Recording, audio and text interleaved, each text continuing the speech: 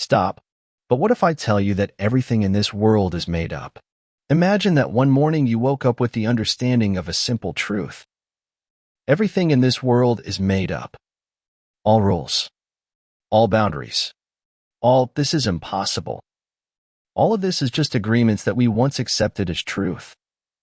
And at the moment when this realization comes, you begin to create your own reality. A place where discoveries happen every day. Welcome to the universe of possibilities. But let's start with what is familiar to us, with the world in which we all grew up, the world of measurements. Imagine a huge school where exams never end. Here everything has its size, its grade, its place in the hierarchy. We constantly measure ourselves. Who is more successful? Who is more beautiful? Who earns more? Every day is like an Olympic Games where you need to take a better position. And on this path, familiar companion. Demons await us. Lack of time. I don't have enough hours in a day. Lack of money. If I had more money. Lack of energy. I am so tired of this race. Victory and defeat. Hope and despair. All of this are different faces of the same belief. Life is a struggle for survival. As if we are all in a reality show Survivor, where every day someone is eliminated from the game. Even the most successful people, those who are at the top of the pyramid, carry within themselves this internal compass of survival. They are like experienced military personnel, vigilant, distinguish friends and enemies, always ready for defense. Their armor is polished to a shine, but it is always worn. Do you know why we love a minefield as a metaphor so much? Because it perfectly describes our life in the world of measurements. Every step can be dangerous.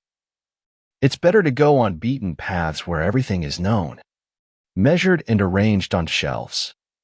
We learn to understand the world through comparisons, like judges at a beauty contest. This child is smarter than that one. We give it 10. This singer is cooler than Pavarotti. Bravo. This annual report is more successful than the last. Bonus is guaranteed. To make a verdict, we step back. Build barricades. Ours and theirs. Inside and outside. We are like directors who do not participate in the play, but only evaluate the actors. And you know what's surprising? Every children's fairy tale, every news broadcast, every Hollywood blockbuster follows this template. There is a hero. There is a villain. There is an obstacle. There is a battle. There is victory. Even friendly conversations turn into chronicles of victories and defeats. Can you imagine? I put my boss in his place today. Or, I was passed over for promotion again. We wake up every morning in the embrace of the same thought. Life is limited resources, and you need to fight for your piece of the pie, even if we already have a whole bakery. Let's look at how this system works from the inside. The world of measurements is like a gigantic pyramid where each floor is a level of power, wealth, recognition, and we all climb up, pushing each other with our elbows. Our stubborn inner voice is like a sports commentator who doesn't stop for a second. Look, John has overtaken Smith in salary. Mary is falling behind in the career race. Will Harry win this project again? Some groups, people, places seem more attractive, safer to us. We are like children who divide the world into good and bad. Only instead of toys we have statuses, brands, residential areas. Here you walk through a store and see price tags. Automatically, this is expensive, means it's quality. This is cheap, probably bad. Or you meet a person. Oh, he works at Google? Wow. Oh, he's a salesperson in a store. Well, okay. We have turned all of life into sports competitions. Battle for the client. War of brands. Conquest of the market. Attack of competitors. Even romantic relationships we describe with military metaphors. Conquer a heart. Conquer a girl. Achieve victory over a rival. What price do we pay for life in this world? Competition? Our ups and downs roll us like a roller coaster. Yesterday, at the peak of bliss, got a bonus, bought a new car, Lost 3 kilograms. Today, in the abyss of despair. Project failed. Car broke down. Scale showed +2. Love for ourselves turns into stock quotes. I'm good if I achieve success. I'm a loser if I lose. Compassion for the weak mixes with secret relief. Thank God. It's not me in such a situation. We all, regardless of bank account, wake up in the embrace of the same nightmare. Life is Hunger Games where there are not enough resources for everyone. And you need to fight not to become an outsider. But what if? What if beyond this world, prison, there exists something completely different? Imagine the universe of possibilities. It's like moving from a cramped communal apartment to an infinite palace. Space is infinite, generous, abundant. Here there is no daily struggle for survival. Here there is no eternal shortage.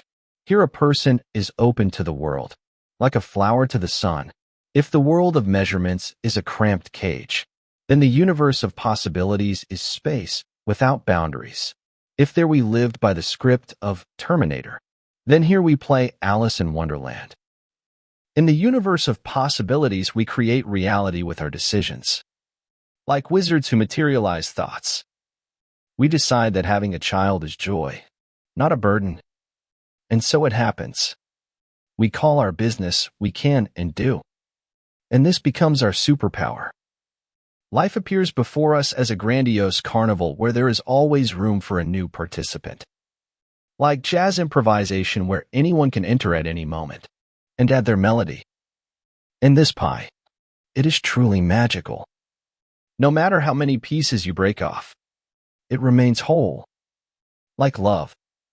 The more you give, the more it becomes. Here at the center of attention are not objects, but relationships. Not what I have, but how I interact with the world. Not a collection of achievements, but a dance with the universe. Imagine that you are not a lonely warrior on a battlefield, but a conductor of an orchestra. You don't capture territory, but create a symphony. Your actions are not attacks, but gifts to the world. Here emotions of high order abound. Joy without reason, reverence before the miracle of life, feeling of unity with the world, spiritual uplift from the very fact of existence. You know these moments. When you see a newborn grandchild, and time stops. When you witness an Olympic record, and your heart beats like someone else's. When you observe the courage of an ordinary person in an extraordinary situation, and understand that heroism lives in each of us. Someone finds the door to the universe of possibilities in a temple, listening to a choir. Someone, in meditation, when thoughts quiet down.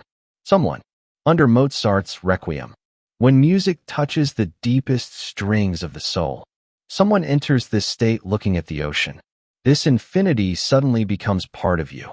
Or under the starry sky, when you feel like a speck of dust and simultaneously an entire universe. These are the moments when we forget about our roles, about our masks, about our achievements and failures. When the boundary between I and world disappears, when we become part of everything that exists, and everything that exists becomes part of us. Some might think, this is just opposition of material and spiritual. But no, it's not about refusing success. It's about that you will succeed much more. Believing in abundance of potential clients, contracts, ideas, instead of frantically clinging to what is at hand.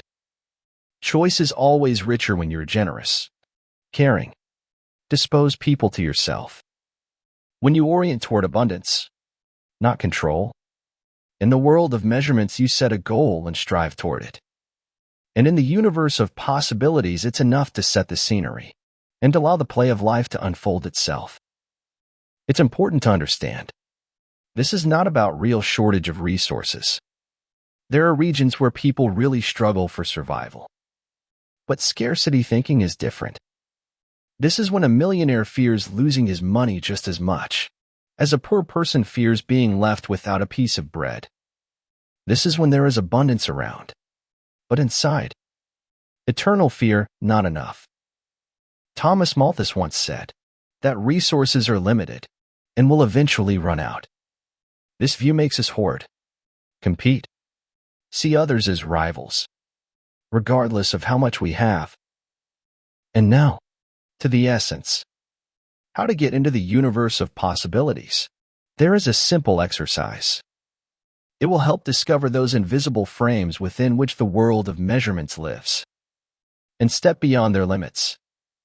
Ask yourself, how at the present moment do my thoughts and actions reflect the world of measurements? Not, what thoughts of mine are bad. This would be evaluation. But exactly, how do my thoughts reflect the world of measurements? Look for thoughts about survival, about scarcity, about comparison, about competition in yourself. And you know what? You will easily prove to yourself that you are no exception, that you too are controlled by limitations. Focusing on searching for these thoughts, you will understand. Your internal measuring device is working at full capacity. And this is also a manifestation of the world of measurements. Continue asking yourself this question until you fully realize how hopeless the endeavor is to break free from the captivity of invisible limitations. And then you might even laugh. And when someone asks, "How are things?" the attempt to evaluate yourself or complain about the hardship of life will seem extremely funny to you. And suddenly, from nowhere, by itself an answer will arise. Perfect. You will smile, understanding that you have crossed the threshold of the universe of possibilities. And this is a completely different life.